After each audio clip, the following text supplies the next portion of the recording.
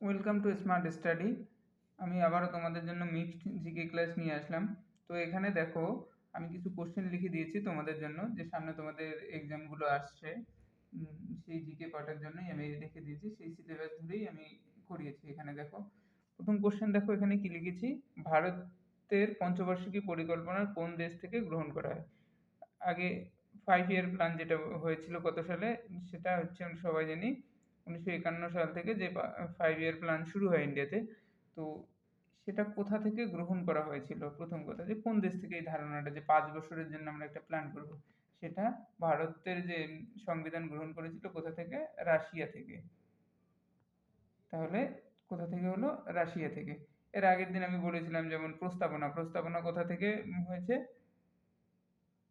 প্রস্তাবনা কোথা থেকে গ্রহণ করা হয়েছে? আমেরিকা থেকে। ঠিক আছে, এরপরে তোমরা আর একটা কোশ্চেন লিখে নাও, আমাকে কমেন্ট করে জানাবে।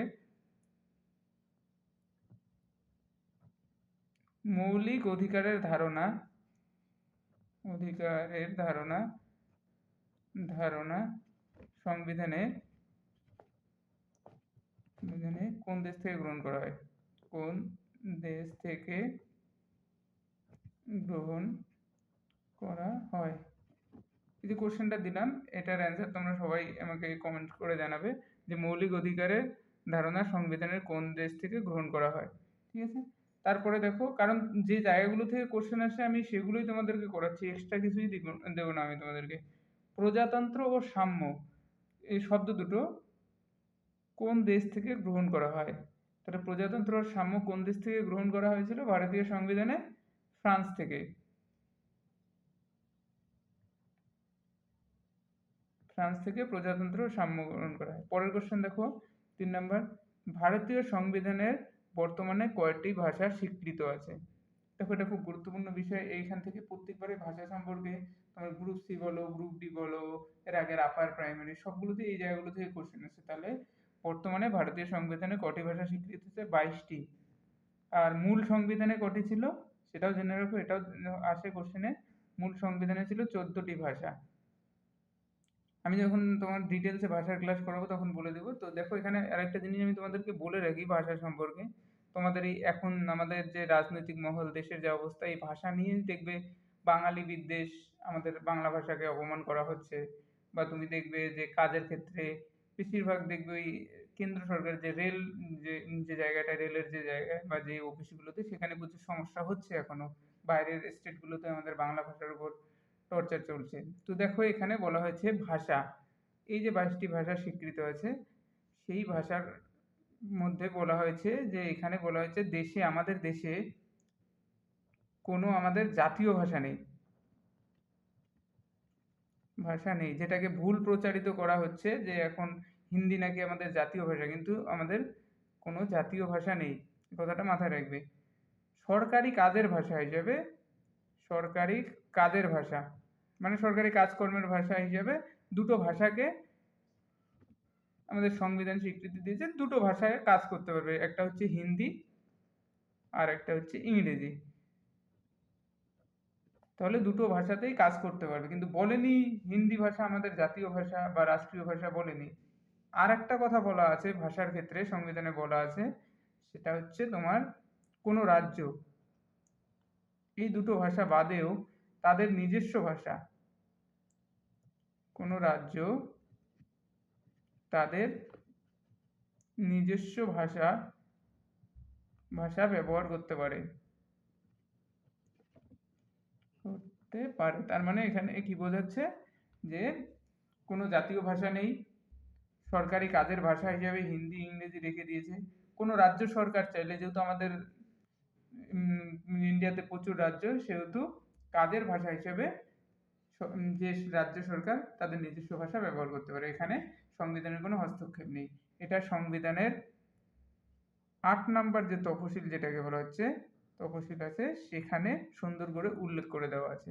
তো এটাকে এখনো মানে ভুলভাবে প্রচারিত করা হচ্ছে, কারণ মানুষের জ্ঞান তো এখন সোশ্যাল মিডিয়ায়, ওই যে একটা টার্ম ব্যবহার করে না, হোয়াটসঅ্যাপ ইউনিভার্সিটি, সেই জায়গা থেকেই বেশিরভাগ লোক মানে ভুল পথে পরিচালিত হচ্ছে, এই জন্যই ভাষা নিয়ে এই সমস্যাটা। ঠিক আছে, তোমাদের জেনে রাখো, তোমাদের এগুলো থেকেও কোশ্চেন হতে পারে, হয়ও অনেক সময়, যে আমাদের জাতীয় ভাষা কি, দিয়ে দিল হিন্দি, ইংরেজি, বাংলা, বা কোনোটিই নয়। এইভাবে তোমাদেরকে মাথায় রাখতে হবে। তো তারপরের কোশ্চেন দেখো 4 নম্বরে, সংবিধান সংশোধন কত ধারায় বলা হয়েছে? এই যে আমাদের যে সংবিধানটা, সেই সংবিধানটাও সংশোধন করা হয়, কারণটা কি? যখন সংবিধান রচনা হয়েছে 1949 সের দিকে, ওই দিকটাতে, তখন একটা ভারতের পরিস্থিতি আলাদা ছিল। বর্তমানে যত দিন যাচ্ছে পরিস্থিতি চেঞ্জ হচ্ছে, নিয়মকানুন চেঞ্জ হচ্ছে, মানুষের চিন্তাধারা চেঞ্জ হচ্ছে, সেই কারণে বলা হচ্ছে সংবিধান সংশোধন করা হয়। এটাই সংবিধানে বলা হচ্ছে 368 নং ধারা। এটা গুরুত্বপূর্ণ কোশ্চেন, তোমাদের দিয়ে দেয় অনেক সময় পরীক্ষায়। অস্পৃশ্যতা দূরীকরণ সংবিধানের কততম ধারায় উল্লেখ করা হয়েছে? অস্পৃশ্যতা বলতে আনটাচেবিলিটি, যেটাকে বলা হচ্ছে, ছোঁয়াছুঁয়ির ব্যাপারগুলো আগে খুবই ছিল, এখন মোটামুটি পুরোপুরি নেই বললেই চলে। কিন্তু কোনো কোনো প্রত্যন্ত গ্রামে, হয়তো তুমি ইউপি রাজস্থানের কিছু কিছু গ্রামে এখনো মাঝে মাঝে শোনা যায় অস্পৃশ্যতা, সেটা পুরোপুরি দূরীকরণের চেষ্টা করা হয়েছে। আর এটাকে সংবিধানের 17 নাম্বার যে ধারা আছে, সেই 17 নাম্বার ধারাতে এটাকে পুরোপুরি অবৈধ বলে ঘোষণা করা হয়েছে। বুঝতে পারলে? তাহলে অস্পৃশ্যতা দূরীকরণ হয়ে গেল 17 নং ধারায়। পরের কোশ্চেন, পৃথিবীর সর্বত্র দিন রাত্রি সমান হয় কোন দিনটিতে? এটাও কোশ্চেন হচ্ছে, এই দিনটা হচ্ছে 21শে মার্চ। আর একটা দিনেও হয় 23শে সেপ্টেম্বর। তাহলে এই দুটো দিনে পৃথিবীর সর্বত্র দিন রাত্রি সমান হয়। এগুলো কিন্তু তোমাদের এক্সামের জন্য খুবই গুরুত্বপূর্ণ। নিরক্ষরেখার অক্ষাংশ কত? 0 ডিগ্রি।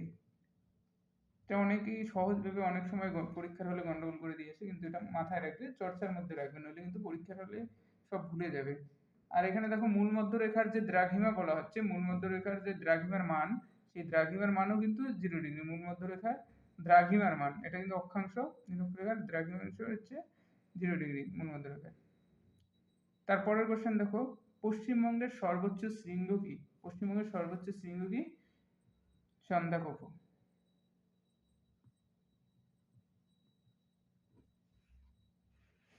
ভারতের সর্বোচ্চ শৃঙ্গ যেরকম আছে সেরকম পশ্চিমবঙ্গেরও আছে, সেটাকে সন্দাকফু। ভারতের কি তাহলে? ভারতের সর্বোচ্চ শৃঙ্গ,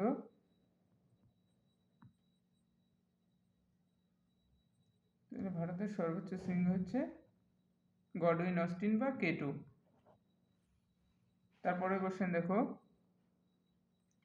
নারকোডাম কি জাতীয় আগ্নেয়গিরি? আগ্নেয়গিরি থেকে কোশ্চেন আসে, প্রত্যেকবারই তোমাদের কোশ্চেন আসে আগ্নেয়গিরি থেকে। তাহলে নারকোডাম আমাদের কি জাতীয় আগ্নেয়গিরি? মৃত আগ্নেয়গিরি।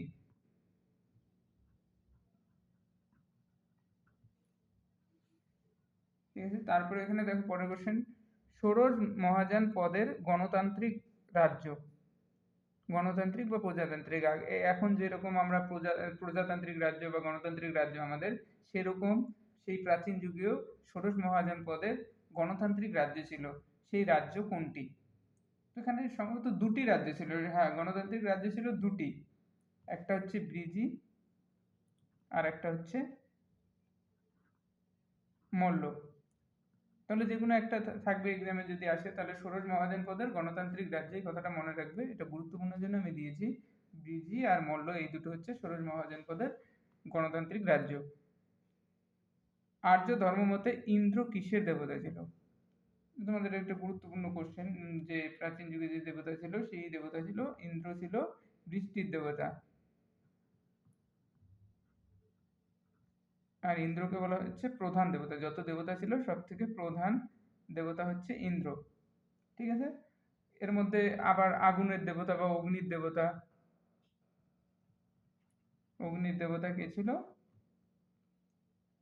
আগুনের দেবতা অগ্নি বলা হতো। বরুণ ছিল জলের দেবতা, তাহলে বরুণ ছিল কিসের দেবতা? জলের দেবতা। মরুৎ ছিল ঝড়ের দেবতা। এইভাবে তোমরা মনে রাখবে, ঠিক আছে। এখানে বলছে সবচেয়ে প্রাচীনতম পুরাণ কোনটি? তাহলে প্রাচীনতম পুরাণ কোনটি? মৎস্য পুরাণ। মৎস্য পুরাণ হচ্ছে সব থেকে প্রাচীনতম পুরাণ। আর টোটাল পুরাণ কয়টি? মোট পুরাণের সংখ্যা কয়টি ছিল? মোট পুরাণ ছিল কয়টি? এটাও আসে কোশ্চেন তোমাদের। মোট পুরাণ ছিল 18টি। ঠিক আছে, মোট পুরাণ যদি বলে 18টি, আর যদি প্রাচীনতম পুরাণ বলা হচ্ছে মৎস্য পুরাণকে। বেদাঙ্গ, বেদের যে অঙ্গ কটি ছিল? বেদের অঙ্গ ছিল 6টি। কি কি? শিক্ষা, ছন্দ, ব্যাকরণ, নিরুক্তি, জ্যোতিষ, এবং 6 নম্বরে ছিল কল্প। তাহলে এখান থেকে দেখো মনে রাখবে বেদাঙ্গ কটি ছিল? 6টি। শিক্ষা, ছন্দ, ব্যাকরণ, নিরুক্তি, জ্যোতিষ, কল্প। এই নামগুলো তোমাদের দরকার নেই, কিন্তু তবুও জেনে রাখো। অনেক সময় হয়তো দিয়ে দিল যে শিক্ষা কোন কিসের অঙ্গ, দিয়ে দিল, এইভাবে বলা হচ্ছে। তারপরে কোশ্চেন দেখো, 14 নম্বর কোশ্চেন এখানে, 1969 সালে কটি ব্যাংক জাতীয়করণ করা হয়? নর্মাল যে ব্যাংকগুলো হয় বা প্রাইভেট সেক্টর বা অন্য কিছু ভাবে, সেই ব্যাংকগুলোকে যে আমাদের জাতীয় সরকার বা রিজার্ভ ব্যাংক যে তার অধীনে নিয়ে আসে, সেটাকে বলা হচ্ছে জাতীয়করণ। তো বলেছে 1969 সালে কটি ব্যাংক জাতীয়করণ করা হয়? যে 14টি ব্যাংক জাতীয়করণ করা হয়। বুঝতে পারলে? তারপরের কোশ্চেন দেখো, আগমার্ক কিসের সাথে যুক্ত? এটা খুবই গুরুত্বপূর্ণ, বেশিরভাগ তোমাদের এক্সামে দিয়ে দেয় এই কোশ্চেনটা। আগমার্ক কিসের সঙ্গে? তোমরা দেখতেই পাবে মাঝে মাঝে, যদি প্রিভিয়াস ইয়ারের কোশ্চেনগুলো দেখো, সব ধরনের এক্সামে দেখবে এই কথাটা থাকে, আগমার্ক কিসের সাথে যুক্ত। এটা হচ্ছে কৃষি দ্রব্যের সঙ্গে, অপশনে থাকবে কৃষি দ্রব্য। তাহলে গুরুত্বপূর্ণ ব্যাপার হলো আগমার্ক কিসের সঙ্গে যুক্ত? কৃষি দ্রব্য। বর্গা প্রথা, দেখো বর্গা প্রথা বলতে জমির ক্ষেত্রে অধিকার দেওয়া যেটাকে বলা হচ্ছে, সেই বর্গা প্রথা প্রথম চালু করে কোন রাজ্য? এটা আমাদের সবার প্রিয় রাজ্য পশ্চিমবঙ্গ।